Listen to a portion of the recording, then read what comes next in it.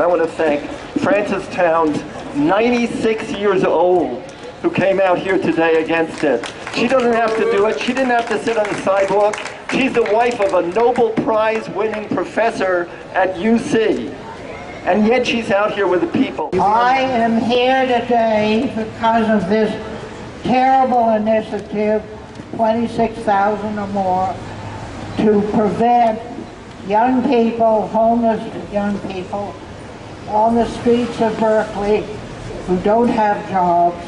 Two of them over here, I know, Lionel and Adonis will speak with one group I know about. And I worked for many years earlier in this city to keep this from happening. And they are sent out of the foster homes when they're only 18 without any skills, so they're not able to get jobs.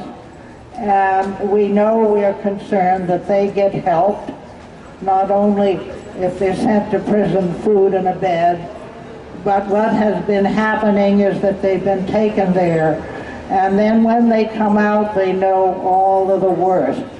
I'm a real American citizen. My name is Frances Towns, and quite a few people know me. My husband is famous. So please, please think seriously. The mayor, who is running for the 4th time, is the one who's doing this. Get to him, tell him it isn't going to help get jobs, it's going to make it worse. And we need a place where these young people can go and get the help they need to move into jobs and to get health and education. So I just got out of my bed this morning and I'm here. And please, please, all of you, make Tom realize that he is not serving the city of Berkeley by trying to pass this initiative. The Sin Lie ordinance is being proposed to harass the homeless and our youth and take away more of our civil rights. San Francisco City Hall Fellows has extensive information documenting that the Sin Law ordinance does not work. Of the 152 people cited in the 10 individuals booked in one area, 90% of the citing were issued to the same 4 people. This makes no sense. They are targeting certain individuals, us the homeless and our youth. I want them to hear our voices today when we say we have the right to exist, we have the right to be treated with respect, and we have the right to sit in line. The fact they don't want you to hear the vast number of people who are against it, and we have today, right before this conference, we turned in petitions with 773 signatures opposed to laws against sitting on the sidewalk. 773 signatures. 437 were Berkeley residents. The rest were people who come to Berkeley, who shop in Berkeley, who work in Berkeley, and don't want this and say we don't need this. Here in Berkeley, we have a measure that in the name of economic progress or economic prosperity is punishing the members of our society who are least well off, who most need our care, and it's pushing back against these members of society who are least able to care for themselves. Now, why is that?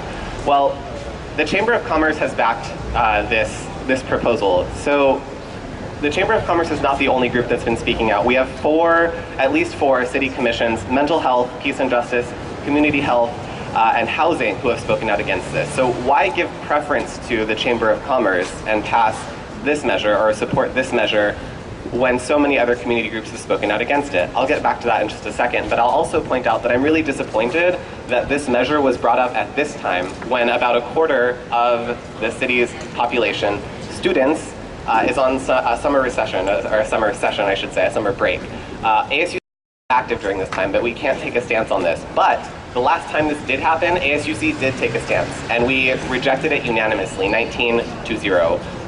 This is not something that the ASUC supported last time, and I don't see it as something that the ASUC will support again. You're here to make sure that we don't pass this ordinance, and I think that's a really honorable thing to do. But make sure when you're going forward with this, that you know that it's not just about the city of Berkeley. Carry that passion and bring other people into this, because this is not just about the city of Berkeley. At the local level, this seems like a small thing when you compare it to something like Keystone XL that's going to stretch all the way across the country, but it's not. This is how these discourses get started. This is how we push back against the tide of conservative activism that has been taking over our country for the last 30 years. I understand the urgency to stop something like the sit-lie law and to stop something like this that will displace so many people and will affect the youth and the elders and the mothers and the fathers in more ways than people can understand who are sitting in these buildings. What needs to happen is positive changes to help people, positive resources to create sustainability, not just pushing people with a dust mop off of the sidewalk. Politicians sit and lie all the time, why can't we?